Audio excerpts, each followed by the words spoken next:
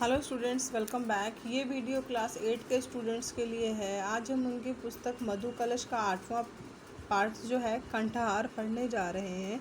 क्या है, महंगे कपड़ों और गहनों के प्रति स्त्रियों को स्वाभाविक मोह होता है। गहनों का अपना शौक पूरा करने के लिए मतिल्दा ने अपनी सहेली के हीरो का हार उधार लिया। इस उधार को चुकाने में उसका सारा जीवन बीत गया। उसे फिर दोबारा अपने लिए सोचने का मौका ही नहीं मिला। ये है कहानी कंठहार की। चलिए पढ़ते हैं। क्या है, मतिल्दा एक आकर्षक युवती थी। एक क्लर्क परिवार से संबंध होने पर भी वह किसी अमीर घर की लगती थी। उसे अमीरी का जीवन पसंद था, किंतु उसका विवाह शिक्षा विभाग के एक क्लर्क मिस्टर लुइसेल से हो गया। मिस्टर लुइसेल एक सीधे और सरल व्यक्ति थे। हमेशा अमीरी और ऐश्वर्यपूर्ण जीवन के बारे में सोचते रहने के कारण मतिल्दा दुखी रहती थी। उसके सपने और आशाएं बड़ी ऊंचे थे।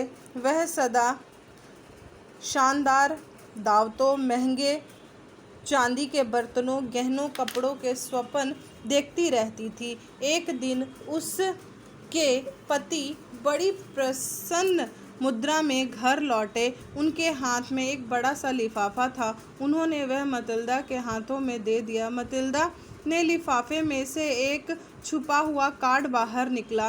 कार्ड पढ़कर बड़बड़ाते हुए उसने उसे मेज पर फेंक दिया। किसी लोक निर्देश विभाग के मंत्री की ओर से पार्टी का निमंत्रण पत्र था। मतिल्दा उदास होकर बोली, मैं इसका क्या करूंगी? मैंने तो सोचा था कि कार्ड देखकर तुम खुश होगी। तुम कहीं आती जाती नहीं हो। तुम्हारे लिए बड़े बड़े अफसरों से मिलने का यह अच्छा मौका होगा, मिस्टर लुइस ने कहा। मतिल्दा ने चिड़ी हुई दृष्टि से पति को देखते हुए कहा, क्या तुम्हें नहीं पता कि इस पार्टी में पहनने के लिए मेरे पास अच्छे कपड़े नहीं हैं? जब हम थिएटर जाते हैं तब तुम जो कपड़े पहनती हो वे तो बड़े सुंदर लगते हैं। मतिल्दा रोने लगी। उसे रोता देखकर मिस्टर लुइस घबरा गए और पूछने लगे, क्या हुआ? कुछ कहो तो सही। मतिल्दा ने आंसू पोंछते हुए शांत स्वर से उत्तर दिया, कुछ नहीं। सच तो यह है कि मेरे पास पार्टी में पहनने लायक कपड़े नहीं हैं। तुम यह कार्ड अपने किसी साथी कर्मचारी को दे दो। मिस्टर लुइसेल बहुत दुखी हुए। उन्होंने कहा, अच्छा यह बताओ कि एक अच्छी सी पोशाक कितने में आएगी? मतिल्दा ने सोचकर हिचकिचाते हुए कहा, यही कहीं 400 फ्रैंक्स काफ़ी होंगे।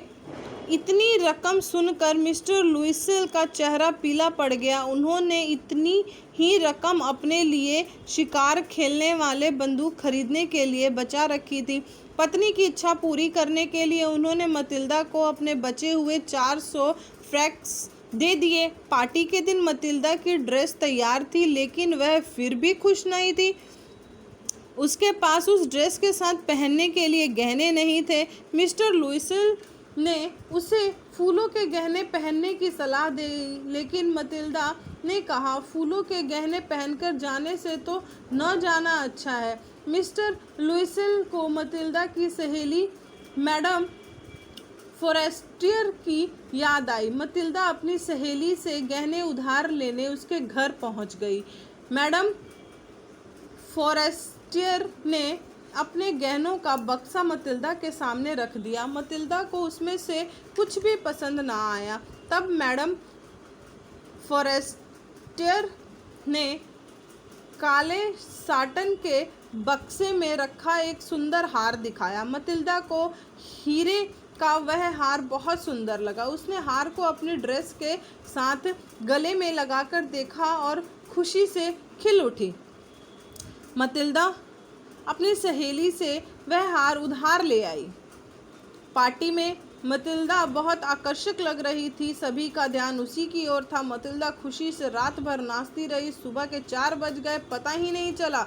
मिस्टर लुइसल तो 12 बजे के लगभग ही अपने कमरे में जाकर सो गए थे। पार्टी से बाहर आकर मिस्टर लुइसल ने मतिल्दा को साधारण सा एक शाल ओढ़ा दिया। मतिल्दा नहीं चाहती थी कि कोई उसे साधारण से कपड़े में देखे। टैक्सी की प्रतीक्षा न करके वे सीधे गले में आ गए। उन्हें कुछ दूर पैदल ही चलना पड़ा। तब कहीं उन्हें घोड़ा गाड़ी मिली और वे घर पहुंचे।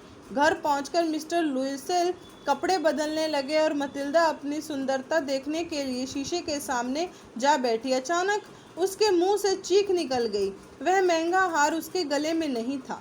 मिस्टर लुइसल घबरा गए। उन्होंने कपड़ों की परतों में, शॉल में, जेब में, सब जगह ढूंढा पर हार नहीं मिला।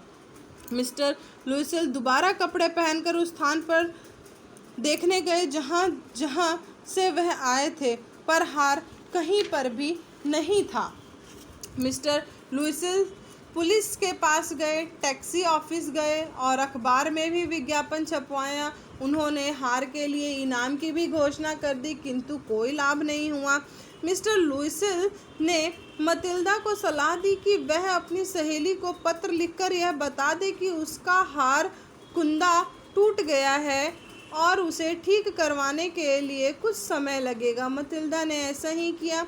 उन्होंने हार के बदले नया हार खरीदने की बात सोची। पैलेस रॉयल की एक दुकान में उन्होंने हीरो का एक हार देखा जो बिल्कुल खोए हुए हार जैसा लगता था। उसकी कीमत 40,000 फ्रैंक्स थी। वह उन्हें 36,000 में मिल सकता था।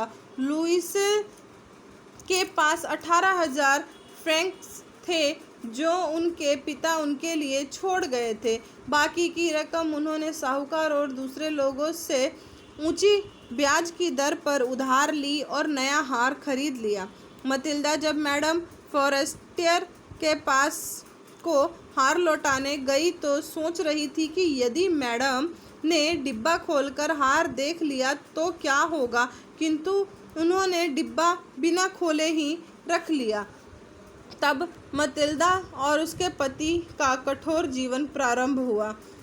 उन्हें ऋण चुकाना था, नौकरानी को हटा दिया, घर बदल दिया, छोटा सा कमरा किराए पर ले लिया। मतिल्दा घर का सारा काम करती, साधारण स्त्रियों की भांति सामान खरीदते हुए मोल भाव करती और इस तरह एक एक फ्रेंच बचाने की कोशिश करती। मिस्टर लुइसल ऑफिस के बाद व्यापारियों के लिए खाते लिखने का काम करते और रात को 5 फ्रेंच पेज के हिसाब से नकलें लिखते। उधार चुकाने में पति पत्नी को 10 वर्ष लग गए। उनका जीवन पूरी तरह से बदल चुका था। मतिल्दा अब बूढ़ी दिखाई देने लग गई थी। वह एक मजबूत, कठोर और रूखी महिला बन गई थी। उसे न अपने कपड़ों की परवाह थी, न बालों की।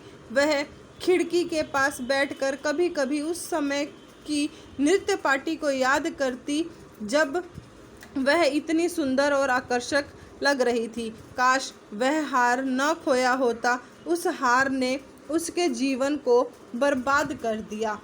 एक दिन रविवार को चैम्प्स एलिसीज में टहलते हुए मतिल्दा ने मैडम फॉरेस्टर को एक बच्चे के साथ देखा। वह अभी भी युवा और आकर्षक थी। मैडम फॉरेस्टर मतिल्दा को पहचान न सकी। मतिल्दा के बताने पर वह लगभग चीखते हुए बोली, ओह मतिल्दा, तुम इतना बदल गई, यह सब कैसे हुआ?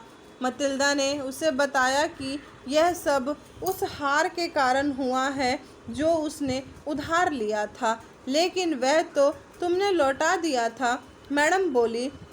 मतिल्दा ने उन्हें हार खोने और नए हार खरीद कर वापस देने की पूरी कहानी सुनाई।